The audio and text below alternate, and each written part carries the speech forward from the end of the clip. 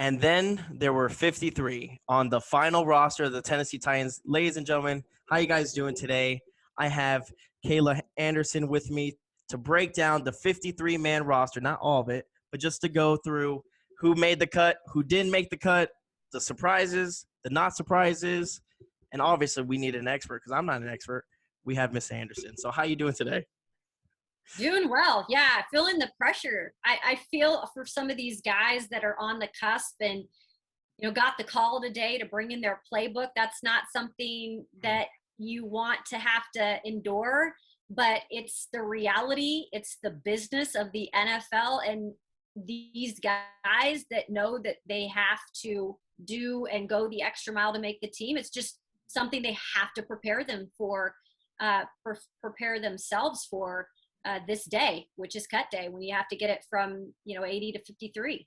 Yeah, definitely. And again, there was, for the most part, I don't think there was too many surprises. And in my opinion, I don't think so. I mean, in your opinion, do you find anything that was kind of surprising to someone that they let go? Yeah, I mean, there hasn't been a ton of surprises because I think at this point you have those guys that you've listed as guys that could potentially get cut. But I think the one guy that we all were just going back and forth on was wide receiver Dez Fitzpatrick. And he did not make the 53-man roster. And while some of you may be surprised because John Robinson traded up in the fourth round to get him in this past NFL draft. And so many thought, why would you waste a fourth round draft pick on a guy that you're only going to bring in camp to not make the roster? And my answer to that is, if you were to have watched Dez Fitzpatrick throughout training camp, through the preseason games, you could tell that he just wasn't picking things up.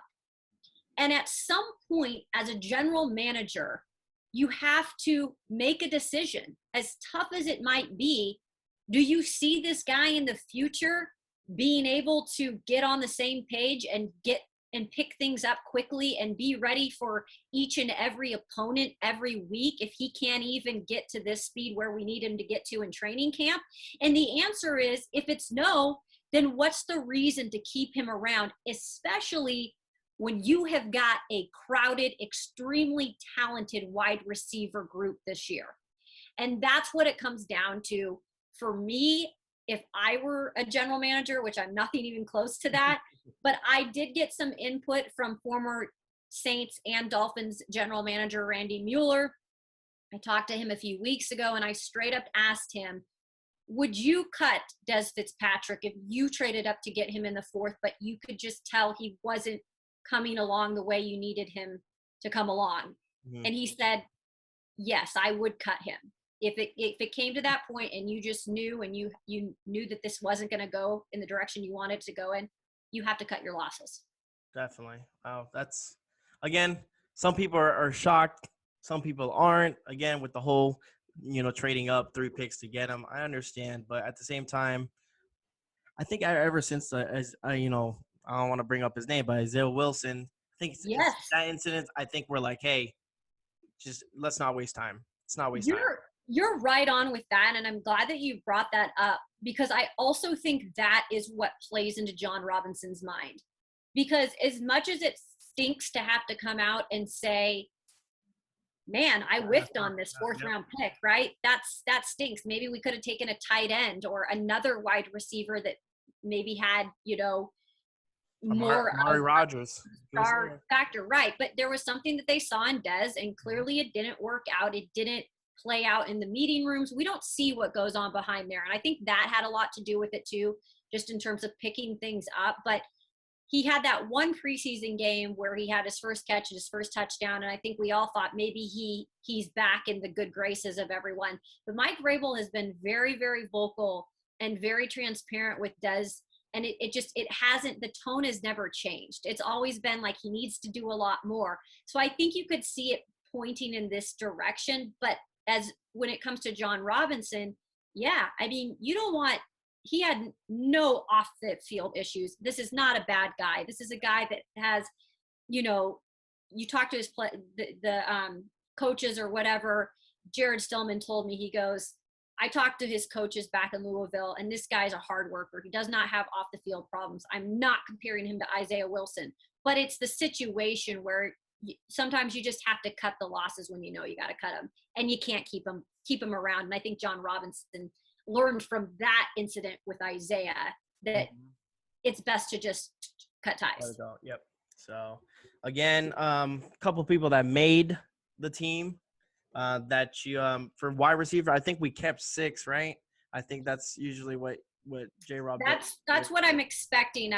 Again, the official count from the Titans isn't exactly out yet, but the wide receiver group, I mean, that was definitely the group that we've all been just glued to throughout training camp. And one name that I think a lot of Titans fans were hoping made the roster was Mason Kinsey.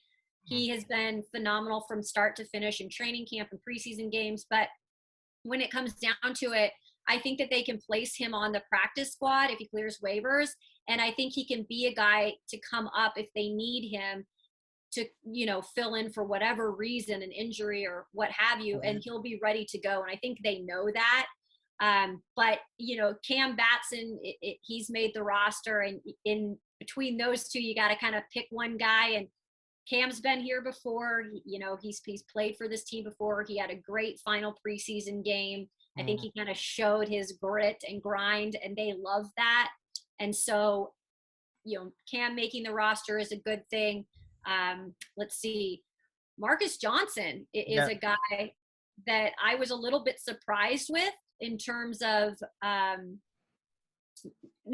he did make the roster, excuse me.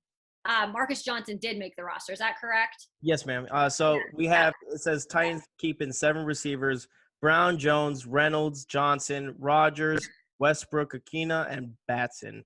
McMath remains on the COVID list. Expect Fitzpatrick and Kinsley to be candidates for practice squad.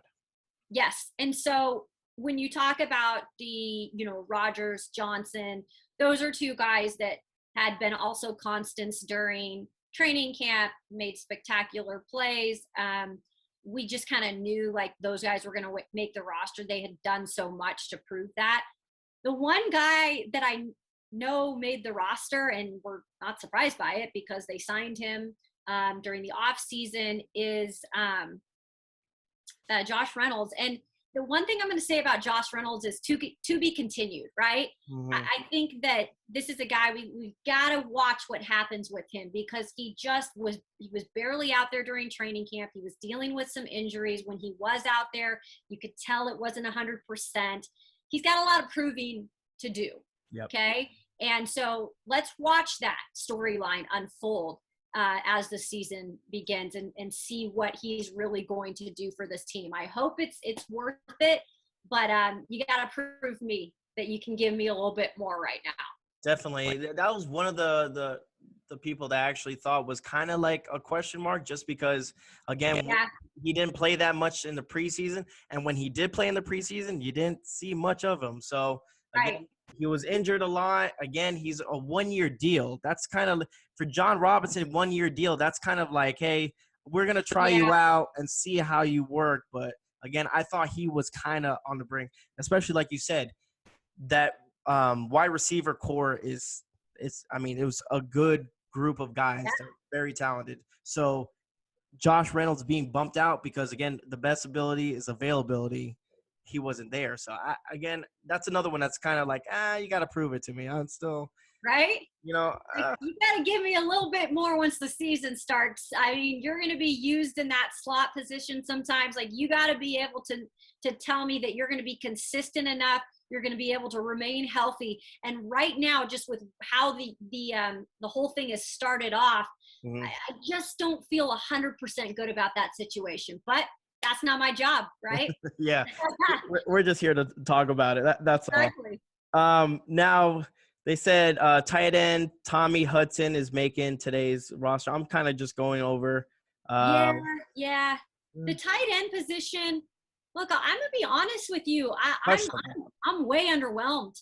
Yeah. All right. I'm really underwhelmed at the tight end position. And maybe that's because we got spoiled last year with, Jonnu proving he can be a tight end 1, and then having a guy like Anthony Ferkser as your 2 and being able to do as much as he did. And then this year, and they brought in Swaim last year, and he can be a blocker for them, and he's proven that. But this year, I'm like, okay, so you've got Anthony Ferkser as tight end 1. That's a whole different position than where he's at in the depth chart, Exactly. than being a tight end 2 and not having to really take on that role, right? And he hasn't proved he can take on that role. And then you've got Jeff Swaim, which, okay, I'm fine with. And then you got a guy like Tommy Hudson, which I know they've been really impressed with him in camp, but he still hasn't been an NFL guy like consistently that we can be like, oh yeah, that guy is a go-to guy, or that guy can step in and do this. That is a position group that I am not sold on yet.